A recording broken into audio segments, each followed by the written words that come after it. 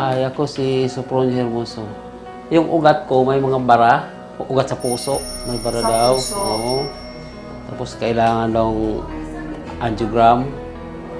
Tapos, mayroon pang sabi na kailangan na bypass. Hindi na pwedeng ko dahil marami. O ganon. Tapos, hindi yun namin tinuloy. Sa kakaikot namin, sa kakahanap ng mga medyo lunas para hindi kami mapunta ng doktor, yung advice sa doktor na gano'n ang gawin, nagtanong-tanong kami ng mga kakilala. Tapos napunta kami ng isa ring, hindi ko lang matandaan kung anong pangalan, tapos dinala kami dito. Yung unang laser ko, December yun. December December, yung nakaraang taon. 2013. 2013. Yung, kung hindi ko lang kamali, December 9. Tuloy-tuloy na successive. Tapos, doon ko mayroon akong naramdaman na kakaiba.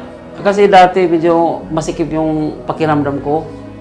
Wala akong naanoan kung bakit masikip. Pero naanoan ko yung laman ko parang masikip. Ngayon, dandahan itong lumuwag. Dati, pag maglakad ako, masakit yung binti ko. Hindi man sa joint, yung palagi sa mga ugat. Aha. O ngayon, wala akong naramdaman.